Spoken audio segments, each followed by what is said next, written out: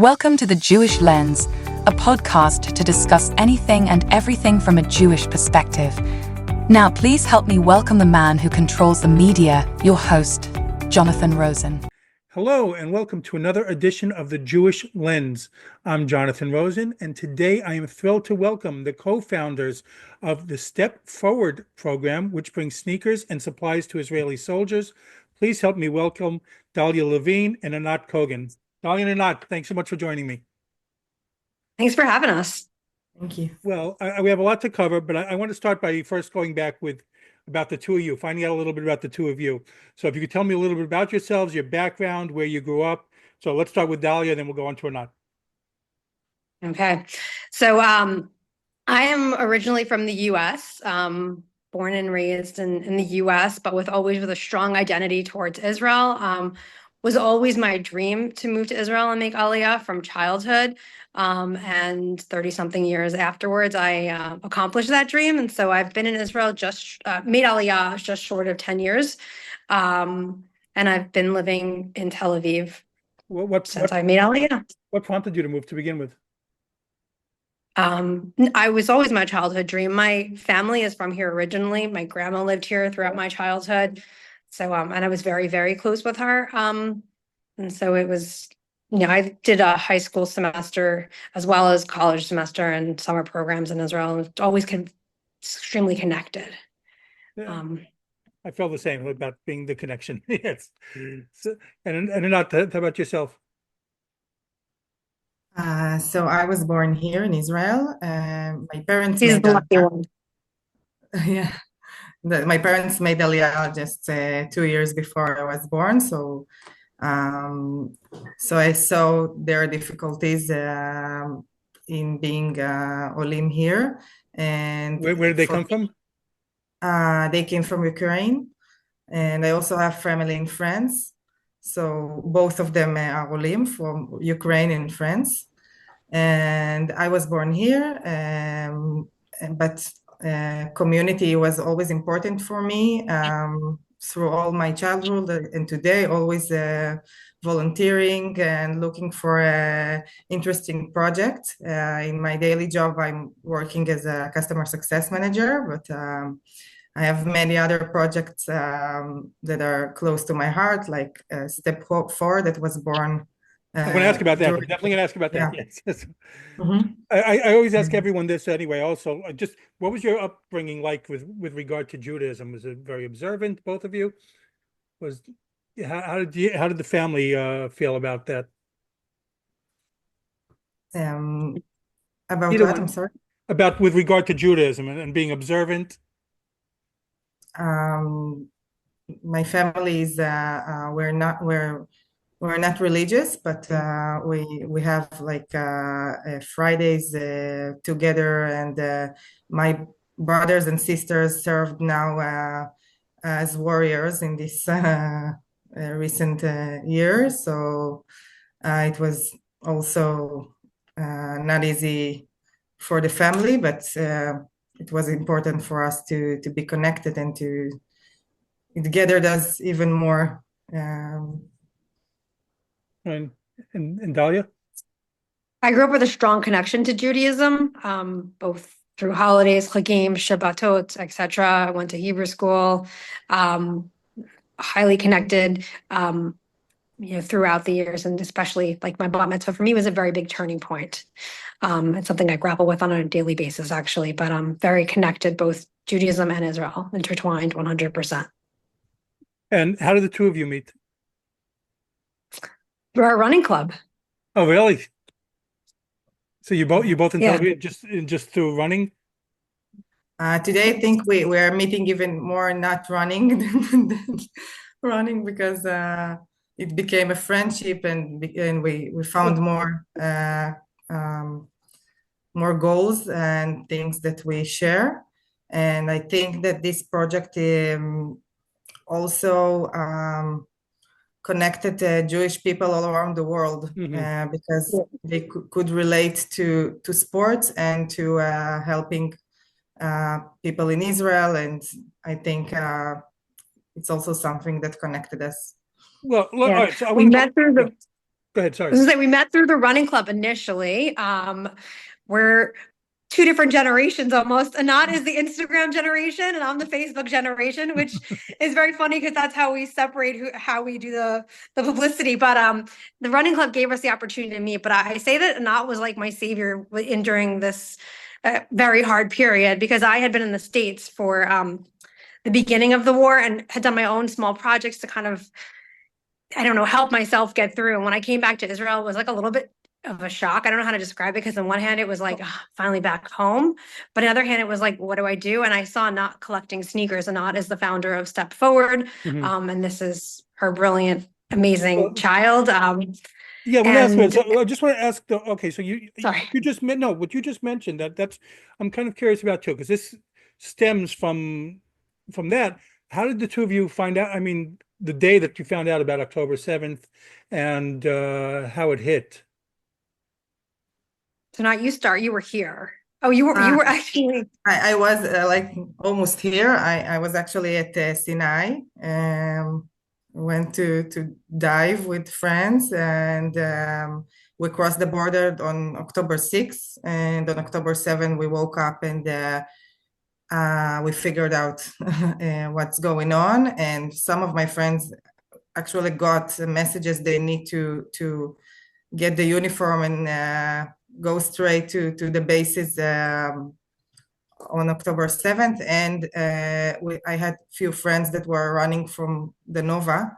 So it was really frustrating because we needed to get back to Israel, to Eilat, and we didn't know what's going on the border with Eilat. And I knew that everyone in my family are in different places, that my sister is already at the south, my brother is at the north, and my friends, like, you just wanted to know that everyone were okay and get back to So where were you Israel. where were you originally? I was at Sinai. I was at Egypt. So how We difficult was just it to get back in then? Was it chaotic at all? it was stressful because we didn't have a lot of connection, and it took some time. The border was busy. We didn't know what's going on, and we were it was important to us to get back as soon as possible to figure out what's going on with our family and friends. And some of us needed to go from Eilat to the base, straight from Eilat. So it was very stressful to not be connected because like we couldn't do phones, and we needed to drive as soon as possible, and we didn't know what's going on in the border. But luckily, there were many people that were going back and forth to the border to take people from the border to Eilat, to hostels, there were soldiers that were going back and forth.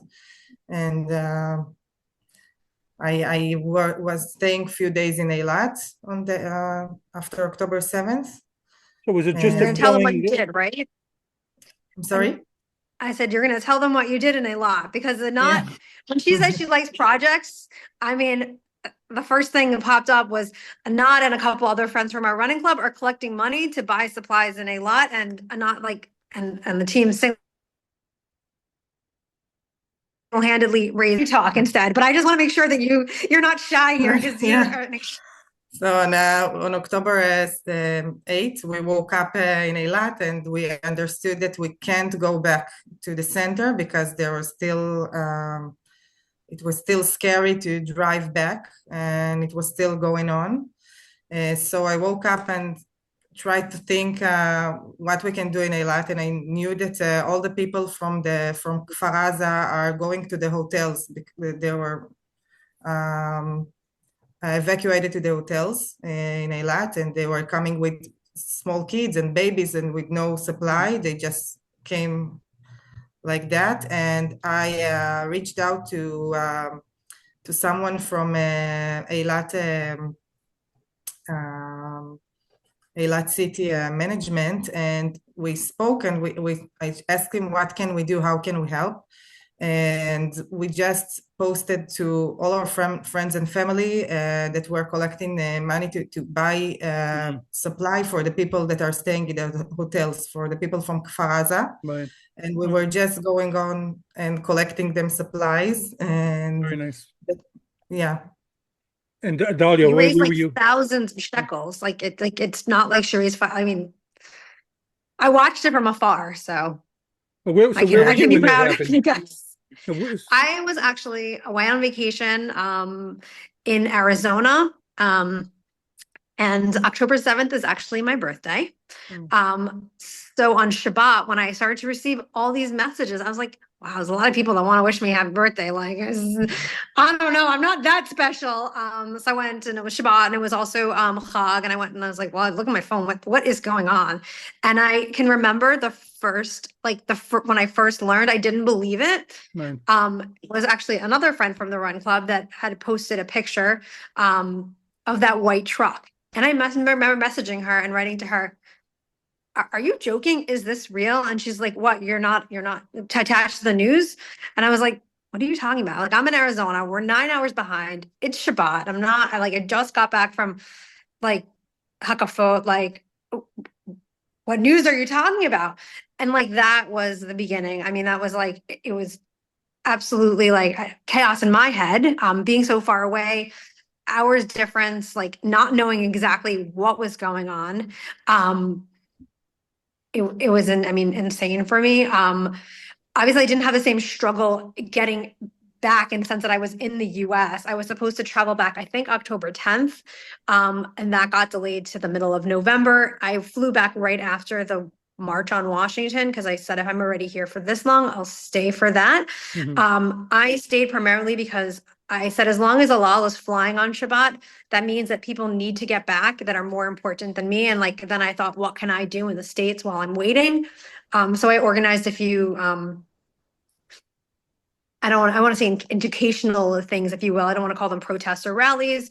I was staying outside of Philadelphia, and I organized like basically lining the major street with the pictures of the hostages. And I thought we'd have like 20 or 30 people. We ended up with like 500. Every poster that we printed was like taken, and they, line the streets. I also helped work on the Shabbat table, where they put out the Shabbat table for the hostages outside of Philly. So I tried to do what I could in a different way, packed up boxes for Israel, etc. as well.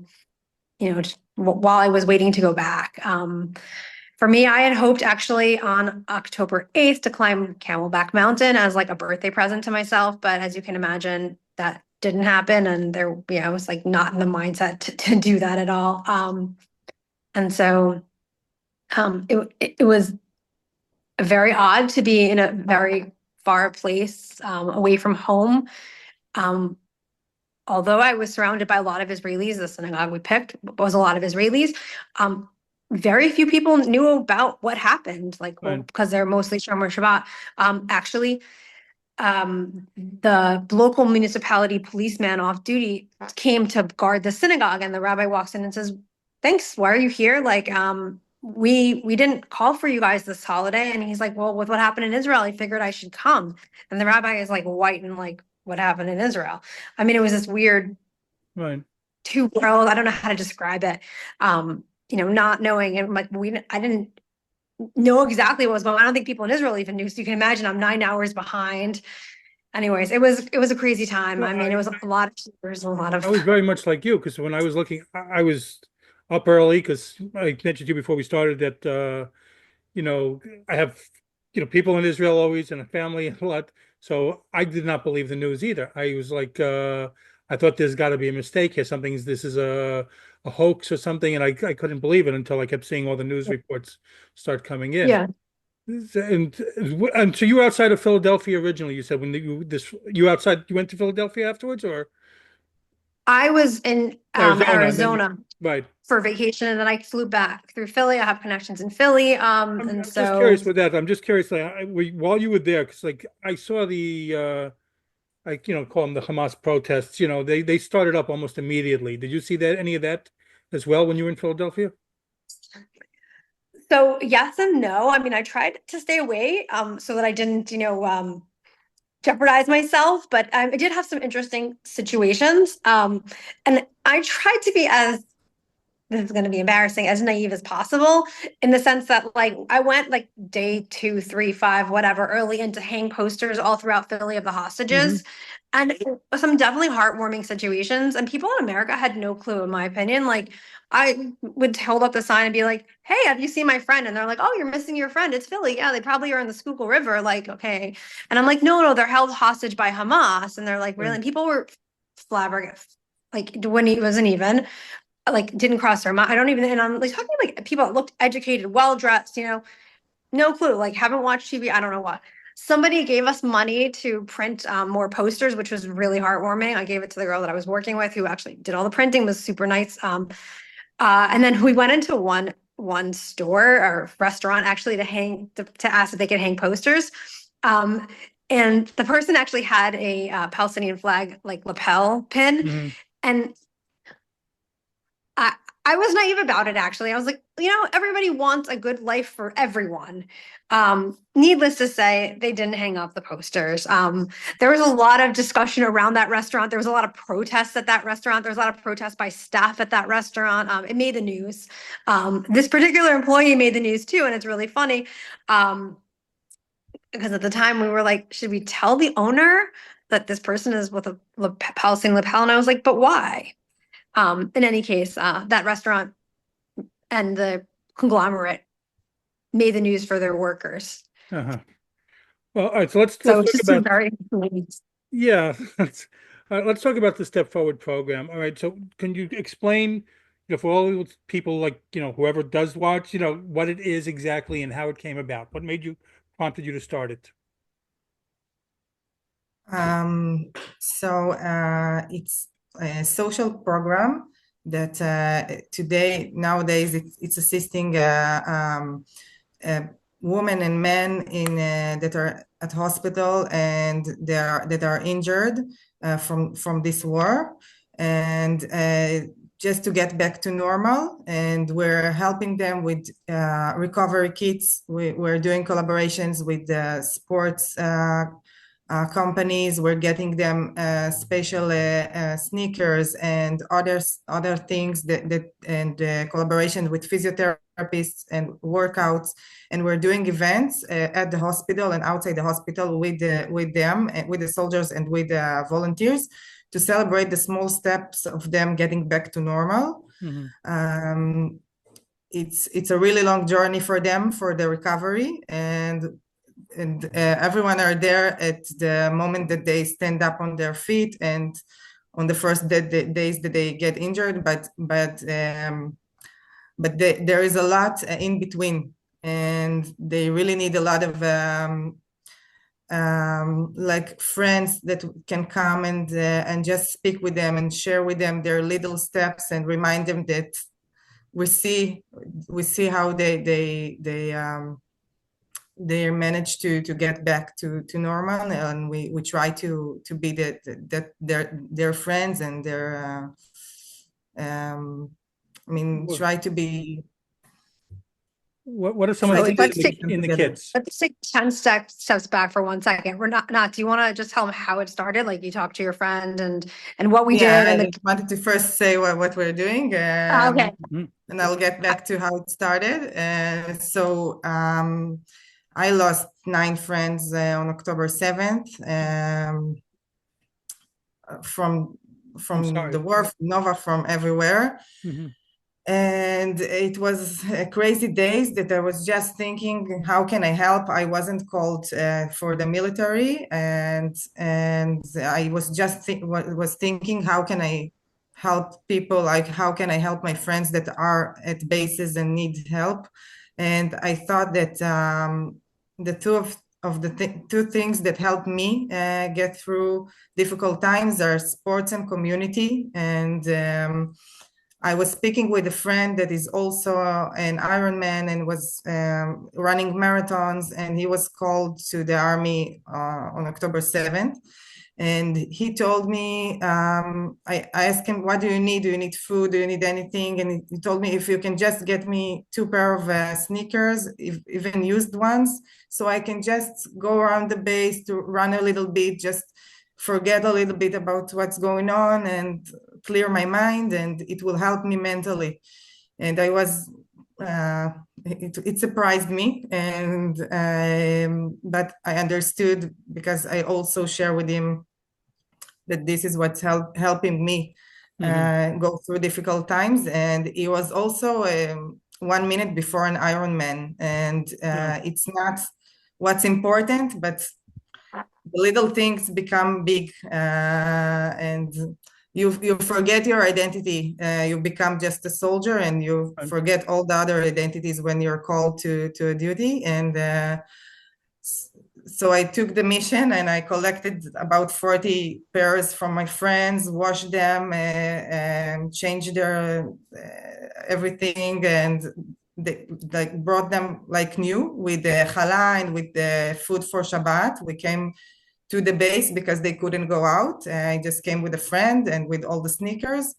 And after that, they like made a video, and they told us they are trying to work out together and to put themselves a far goal, like Tel Aviv Marathon, although it was crazy on that days, but they were sending pictures that it really gathered them and helped them to clear the mind a little bit. And I didn't think it will be so helpful, but from their video, I just started to get requests from different soldiers from different places. How can we get it too? How can you come to us as well? And we just this is how it started, and today we're officially an official project at the hospital. 1 year later, 1.5 years later. So this is involves. But first of all, what's in the kits? What are some of the things in the kits that you give to them? It started only from a pair of sneakers that we were bringing for them, and we tried to also, because we came before Shabbat, we tried to also bring some food and some things for Shabbat to make it more friendly. It started from that, and afterwards, when we started to work with the hospital and with the injured soldiers, it became our focus. So we made kits that are with sneakers and also with other like vouchers for physiotherapy, for workouts, and we also give the kits on special events that we do at the hospital. And each event is with they have motivation lectures, and they have music and food, and we celebrate together their little steps getting back to normal. And we also bring volunteers that are speaking with everyone, and everyone can share their story. So they get the kids on special events. We don't just drop it and go. And we want to make a process with them, and to visit them, and to some of them that want to do some walks together or workouts, or just want to talk and share their story. We're trying to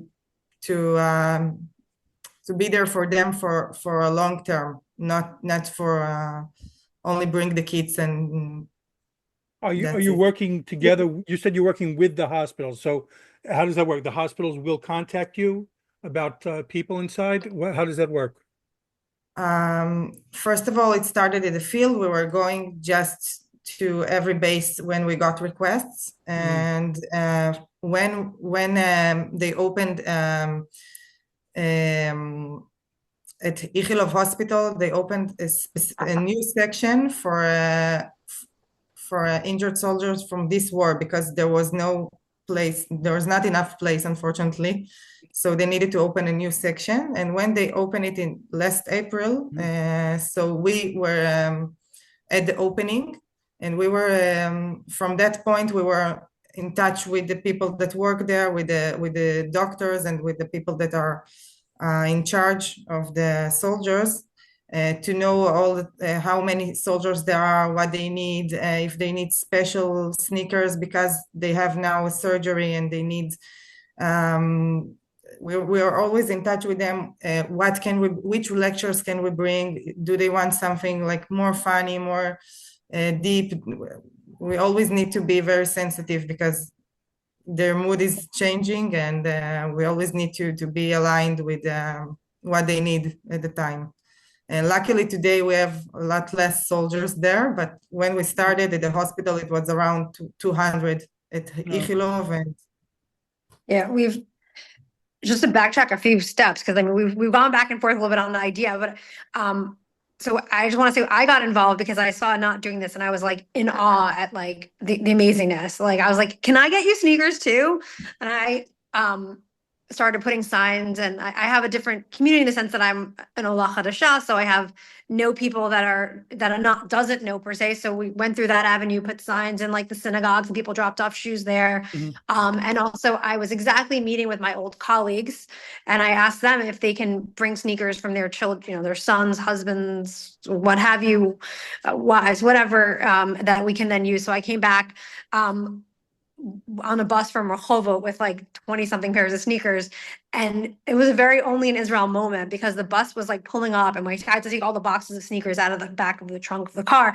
And I ran to the bus driver and I'm like, can you please wait? I have sneakers that need to go to soldiers and I need to get them out of the trunk. And he's like, well, where's the car? And I like point, it's like a good, like, 5 minutes away. And he's like, no problem. And he waited and we loaded the sneakers on. And then he brought me as close as possible to the house, or not to the house, to my stop, so that then Anat could meet me and take half the sneakers. And it was like a very only in Israel moment, because the entire bus waited, like, and nobody complained. The guy was like, there's where they're bringing sneakers for soldiers. And then, it was one of those like special only in Israel moments. But for me, this project like really saved me, because I came back like very like, just like, what do I do? Like, I'm here, but am I helping? How am I here? Why am I like taking space? Like, what did I come back to? And I think this project like really gave me, for me personally, a purpose. So like, I'm very thankful to like Anat and the program. We got really lucky that we met some amazing people along the way that helped us. So Anat is being shy, but I think we hit over 500 soldiers in the field, either with sneakers, thousands, even with sneakers. There were special requests for like fleeces. And so we kind of said, well, a fleece lets you do sport also outside. Like we have running fleeces. So we sent fleeces, sneakers, primarily to soldiers in the field. And we hit so many. And I think that the main direction changed. And we always kept on saying, okay, just one more time, just one more, just one more. I think as Anat said, in last April, when Ichilov opened their new ward, unfortunately, because of the overflow, it kind of showed us that maybe this is a new direction, because people are coming back from the field. Like even people that have done 300 days in Miluim are able to go home at some point by April. So we thought that we had a new purpose. And so, that was our step forward. And like Anat said, we've had some really amazing programs. We've done 2 times in the hospital. We did an outside program. That's what events you're doing. The outside program was super. Soldiers also, and with lone soldiers and with Bedouin soldiers, and really got Bedouin was an amazing experience, like meeting like the Bedouin soldiers. And there's actually, they wrote there's an article about them too. It's a special Bedouin unit that are like they can't even show their faces and what have you. And both Anat and I had like this amazing opportunity to like meet them. And you know what? Their Zionism is unparalleled. Like I think it kind of like restored something in me as well. Yeah, like the Bedouin was where it was an amazing privilege to be able to connect with them. And we also have a lot of women that were in the war. It's also important to say that not a lot of women were warriors, but there are a few that we were working in the hospital with, and they also have incredible stories. And the ones we met were warriors. Like, would not want to mess with them. I mean, there's definitely a few that like are shocking individuals that have just jumped into burning tanks because that's what they were supposed to do as a medic. Like, wow. When we had the privilege to give them sneakers. Is the program starting to be really getting known among the hospitals and the soldiers, that you're much more recognized than you were at the beginning? Today we have official collaborations with companies like OnCloud that provide us special sneakers for the soldiers, and also with physiotherapists, with balance physiotherapy, and like we have a lot of collaborations. We also did an event at the Zoho restaurant that brought us vouchers for the soldiers. So today we have a few events that after the events we got some important collaborations, and we got to the news. We got they wrote about the project at the news when we were doing an event at the opening the hospital, and there are a lot of soldiers that we're working with for over a year, so we really can see the progress, and we can where we can see how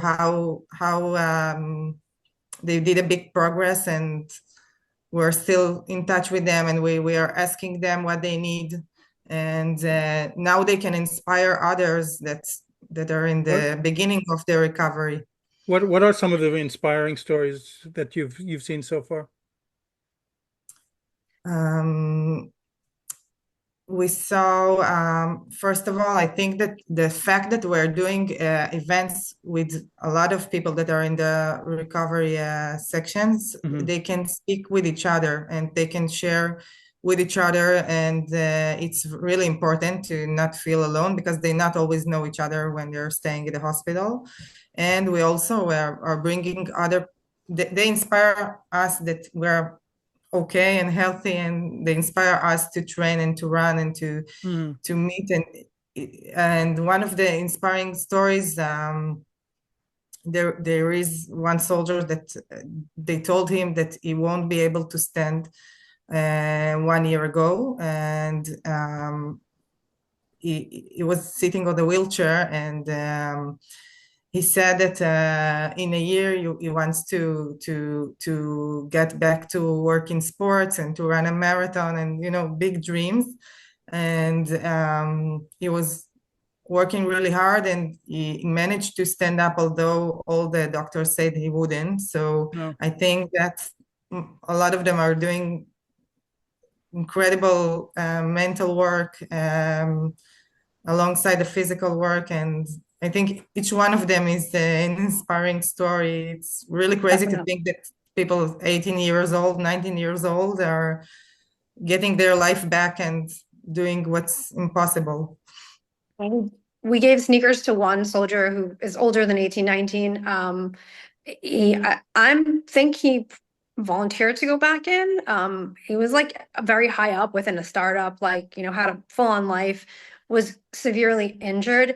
We gave him sneakers before his 5th surgery on his legs. And I'm pretty sure he ran the Tel Aviv marathon. Now in Israel, a marathon is anything from a 5K to a full marathon. So I don't know if it was a full, but it was it brought tears to my eyes to see him, complete a race, let's call it, which is the Tel Aviv. And we kept on, always commenting, can't wait to see you run the race. Can't wait to see you run. And for last Friday was Tel Aviv marathon. And I saw pictures that he ran. So this was phenomenal to me. One of the things that was most touching to me is that we were speaking at our event, and I said that I'm an Allah Chadasha.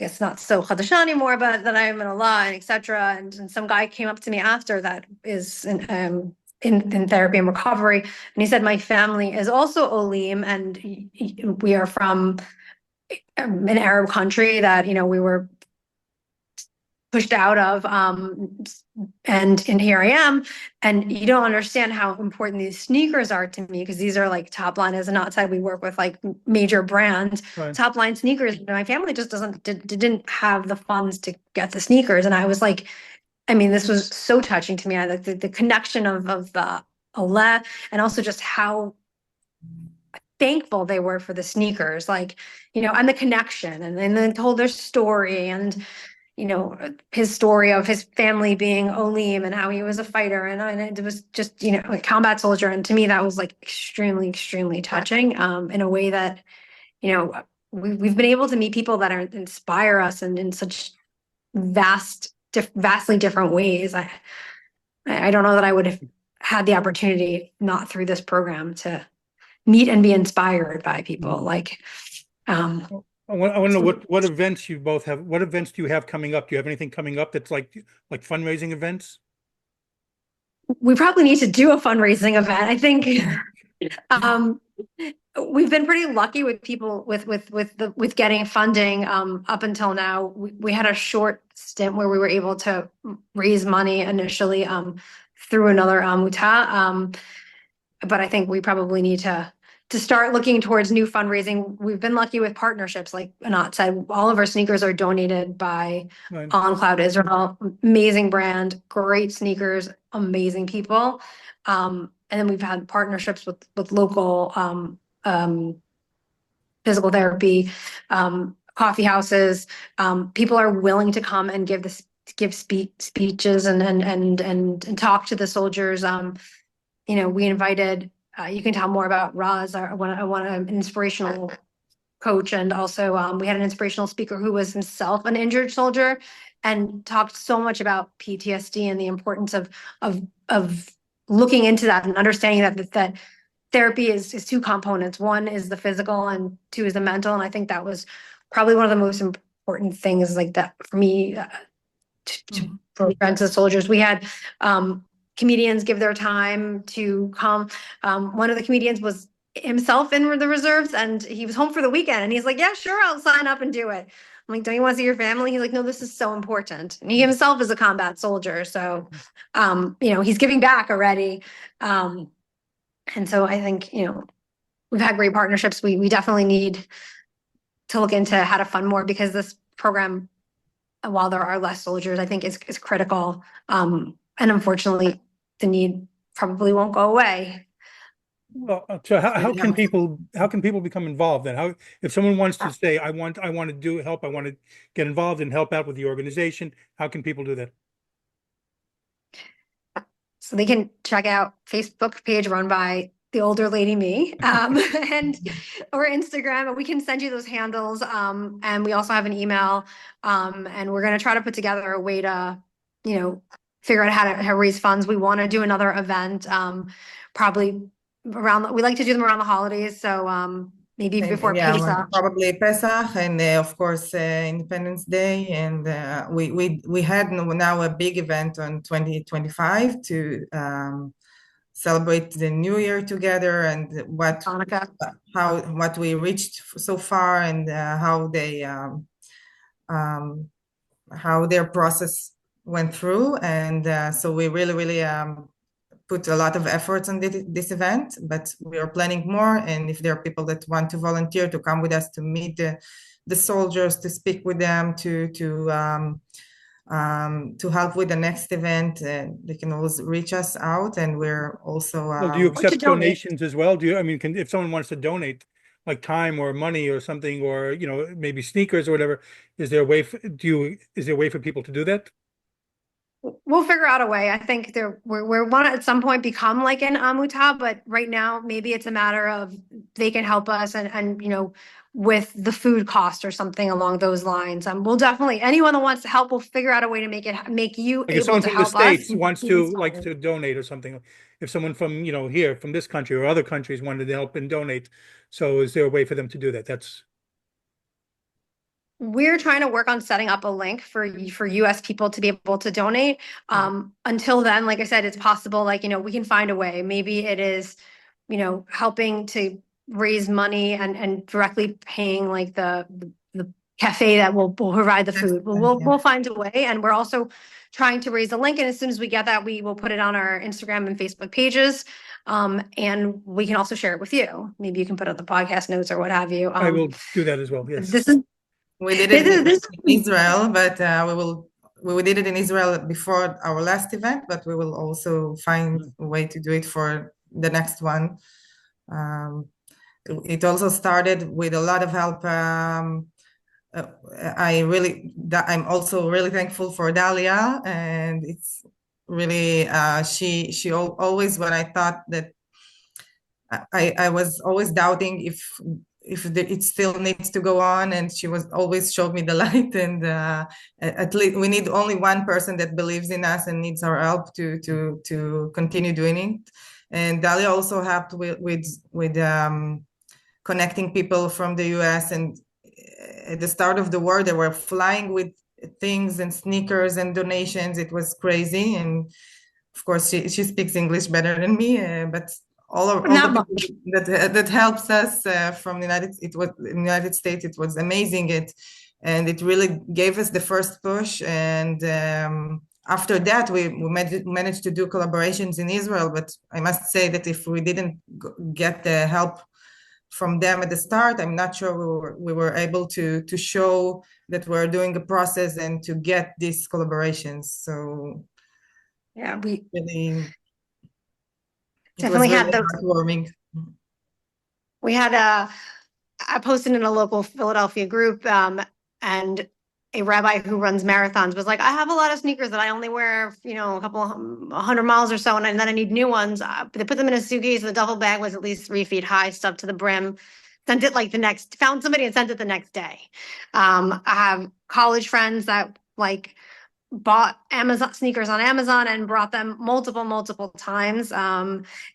It was really exciting because the college friend, his children actually run races. They are runners themselves, mostly sprinters. So they actually brought sneakers, and also ran last year's Jerusalem Marathon. So just like sport really connected everyone so much. I was also at a New York City Marathon last November with the Israel Association, with Shalva. And it was really exciting because I got messages from people who helped us that they want to meet. And I was there, the Jewish agency, and it was really exciting. And also the soldiers at the hospital told me, we're watching you from here and we're cheering you up. And I told them that I was thinking about them all the way. I really, they were with me all the way. I think I finished only with thinking of how brave they are, and if they can do the progress they do, I can do everything. That's fantastic. So how you said Facebook and Instagram, what are the handles? How can people follow you on social media? So we have a Facebook page and an Instagram page. On Facebook, it's just Step Forward? Step Forward. On Facebook, it's Step Forward, both in English and in Hebrew. And then Instagram? It's also Step Forward. I will send the link. I'll post the links when we post it. So I want to thank you both. I think what you're both doing is admirable and extremely admirable. And it's just incredible that, amazed that that you started this. And I want to thank you both for coming on for this. This was amazing. I'm glad we were able to tell the story. And, I am thankful to Anat. That she started, that she saw a need, and that she listened to me when I was like, please, let's just continue, just one more. No, Let me tell you, for you too, and for all the people that help us so far, and that will continue helping us, and with your help as well, sharing in our story and doing good. No, that's fantastic. Yes. Well, no, thank you again. So, well, this has been The Jewish Lens. I'm Jonathan Rosen. Again, a very special thanks to Anat Kogan and Dalia Levine. And please like, comment, and subscribe. Thanks for tuning in to The Jewish Lens, where all items used was strictly kosher.